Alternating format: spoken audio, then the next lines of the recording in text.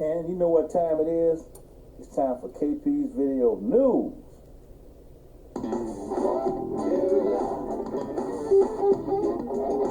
KP Video News, y'all. KP's Video News, y'all. KP's Video News, y'all. Right. KP's Video News, y'all. Right, it's KP's Video News, y'all. And I'm back with some more good stories.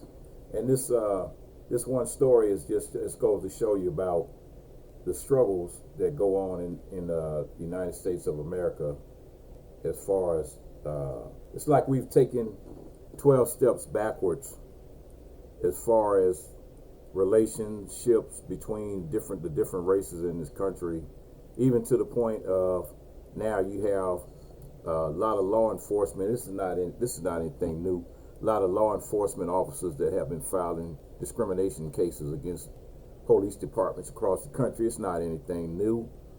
But this case here goes back for a while, and it's so you got the Prince George's County, which is basically right outside of Washington D.C. And so they're going to pay Black and Latino officers $2.3 million to settle a police discrimination lawsuit. So Prince George's County, like I said, their workplace discrimination lawsuit against police department, and the payout is basically a fraction of the nearly $18 million that the city and the officials spent fighting the case over 2.5 years. They spent $18 million fighting against these particular officers that filed a discrimination case. Now they got to pay out $2.3 million.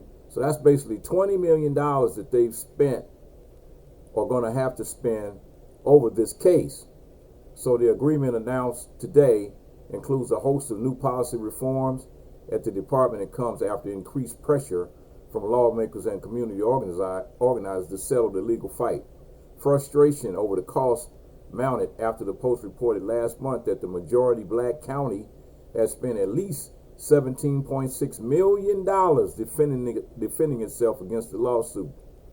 It also found that the county paid the private D.C. firm it retained as outside counsel at least $2 million more than was authorized in the contracts, a mistake that officials in the county executive administration have acknowledged, saying they did not have a handle on the bills in the expansive case.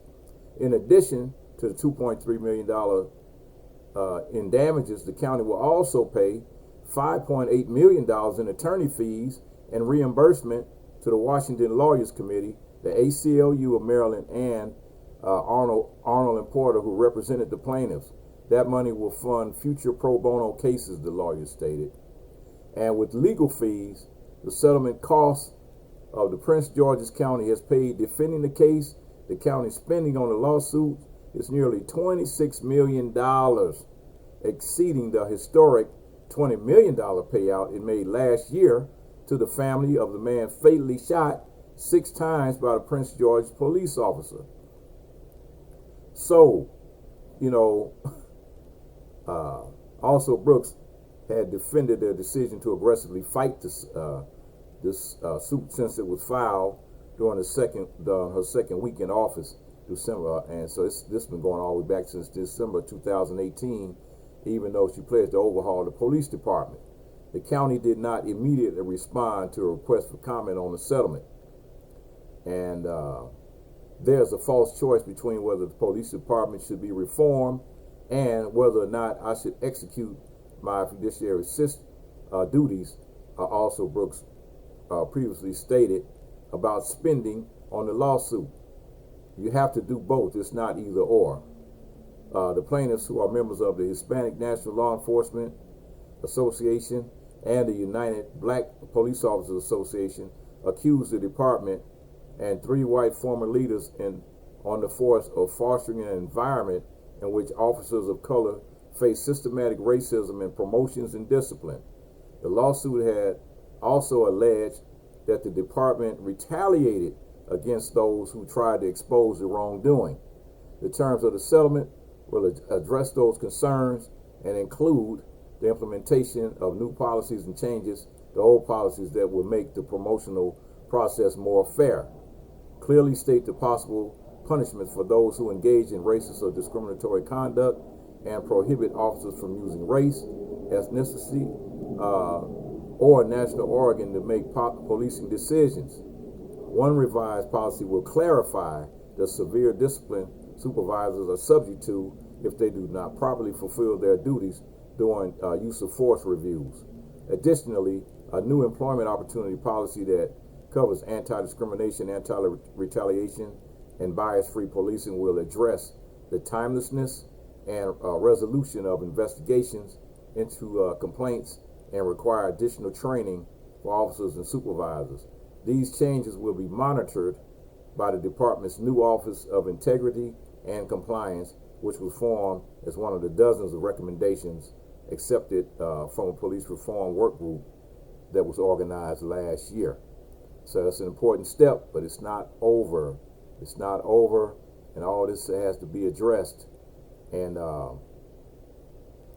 in March, the district attorney also selected Malik Aziz as a police department's new chief, citing the reputation of the then deputy chief of the Dallas force as a reform-focused leader. So it was a deputy chief from Dallas that they actually hired in this particular county. Asked about the lawsuit during the county council meeting in May, Aziz said his goal was to gather more information to put the process in place to make sure that everyone is treated with equity inside the Prince George's County Police Department. And so while vowing police reform, a majority black county has spent $17.6 million fighting officers who allege racism. And the majority black DC suburb instituted police reform years ago, and it's trying again. So they're trying again, man. They're going through going through the motions, boy. You know, they just going through the motions, man. Telling you. So we got a man that promised to assassinate Michael Flynn's judge. So Michael Flynn, as you all know, was a friend of the DC dunce that got a pardon, and this particular judge refused to acknowledge that pardon until they went through the procedures. And a New York man basically threatened to kill the federal judge presiding over the criminal case of Donald Trump DC dunce former national security advisor Michael Flynn. And this particular person that threatened this judge must spend 18 months in prison. And threat against Judge Sullivan and his staff was very serious offense. And the threats and the guy named, let's see, Frank Caporusso. His name is Frank Caporusso, and his threats, about his threats anyway, that the effort failed. McFadden added of the threat, it was nothing less than an attack on our system of government. The 1.5-year sentence is a term recommended by the government, and this past April, Caporusso pleaded guilty to leaving a threatening message on a voicemail with the chambers for the U.S. District Judge Emmett Sullivan. That was shortly after Judge Sullivan allowed legal experts and outside parties to oppose the Justice Department plans to dismiss Flynn's case. Flynn's name did not come up explicitly during the sentencing proceedings, but the former advisor connection to the case was previously reported and aligns with the chronology. Flynn was ultimately pardoned by the DC dunce. And Assistant U.S. District Attorney Rachel Fletcher played the voicemail in court, calling the audio frankly chilling. She stated that it also represents part of the pattern of threats against federal judiciary, and a transcript from that voicemail with the prosecutor played in court. And You threatened the life of a judge. Now you're getting a year and a half in jail. That seems like a short sentence if you ask me. So, here's on with the next story. We have LA County officials will return beach property worth millions nearly 100 years after it was seized from a black family. And LA County officials are set to return that beachfront property to a black family that was taken back in the 1920s. Charles and Willa Bruce own a beach resort that welcomed black visitors amid racial discrimination, and the descendants of the Bruce family are set to receive the land that could be worth over $75 million. That's right. Chief Dwayne Yellowfeather Shepherd's primary goal is to defend his tribe. His top priority is the Bruce family, his extended relatives, whose descendants are on track to receive land taken from them nearly a century ago. It has been a challenge for years to reobtain the beachfront property seized from Charles and Willa Bruce, a couple who purchased the land in Manhattan Beach, California, and created a sanctuary for black residents who enjoy the beach amid racial discrimination in the early 1900s. This was a very important place because there was no other place along the coast of California when African Americans could actually go and enjoy the water. Shepherd and Bruce historian stated, and the Bruce Beach Lodge faced intimidation from the white residents and the Klan, but the couple didn't back down. The property was eventually taken from the family in 1924 by the city council, which used eminent domain under the guise of building a park. It remained untouched for years. Willa and Charles only received about $14,000 in compensation after taking legal action, according to the officials, and the land is worth approximately $75 million that subsequent generations of the Bruce family have missed out on. Shepherd said the land was worth between $35 and $75 million, but officials stated the inside of the land has not yet been assessed, but it would be in the coming months. It wasn't until 2007 that a plaque was made to acknowledge the Bruces, but it contained misinformation. Shepherd said the plaque points to Gregory Peck, a white landowner, saying that he made it possible for the beachfront property to be open to all people. Peck's role in securing the land for black visitors has since been widely disputed. And last year, the developer's property was guarded by security, forcing beachgoers to walk an extra half mile to the ocean. As crowds gathered across the county in response to the killing of George Floyd, the Bruce family's mission was to get their land back, underwent a refreshed effort in collaboration with local activists. And after leading a blog on the property's significance, Kayvon Ward took an interest in the issue of the Bruce's Beach and set up an event to raise awareness on Juneteenth last year. It was just something in our spirit that it was taken. It needs to be given back. Ward, who is now the founder of Justice for Bruce's Beach, stated, and I think that energetically and subconsciously, every move I made worked toward that. And LA County is poised to move forward with returning the property to the descendants of the original owners. The lifeguard facility currently resides on the land where the Bruce's Resorts once stood. The land has been owned by LA County since 1995, and before then, the state owned the property. When I first realized the county owned the property that was once Will and Charles Bruce's Beach Lodge, I knew that returning it to the Bruce family was the right thing to do. Mayor Hahn stated, but this is the first time a government has done anything like this, and there were a lot of questions on how it would work. Officials released a report earlier this month detailing steps to returning the property, including evaluating the land's value and certifying the property legal heirs. The County Board of Supervisors on July 13th voted in favor of moving forward with the plan, once greenlit by the state. And despite the official steps, Ward and Shepherd told Insider the Manhattan Beach City Council has yet to apologize to the family. And our next step will be, once we get the land restored to us, is to go after them for the restitution, for the loss of revenue for 96 years of our family in the business, and the loss of generational wealth, and the punitive damages for their collusion with the Klan in disenfranchising their family. That's right. Go at them. Go after them. Go get them. Go get them, y'all. So this story, this is a follow-up to the story that I had the other day. I was telling you about Liz Cambage, which is a WNBA player for the Las Vegas Aces. Also, she's an Australian national that they believe she has a joint citizenship with the United States and Australia.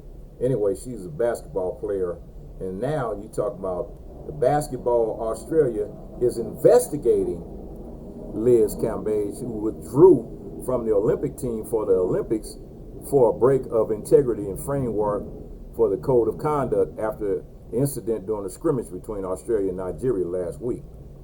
The organization formally announced the investigation on Monday, through an Australian Olympic Committee had previously said they were looking into the issue. And so you said Sarah Obliquaves, who was for the Southside Flyers in Australia, will be called to replace Cambage on the Olympic team. So it was reported on Thursday that Cambage, a 6'8" center from the Las Vegas Aces, was involved in a physical altercation and a charged verbal exchange during a closed-door scrimmage against Nigeria. The teams were in Las Vegas, along with the USA Basketball, preparing for the Olympics. The Australian committee confirmed that Cambage's status for the Olympic Games was in jeopardy, and Basketball Australia had not commented on the reported incident until Monday.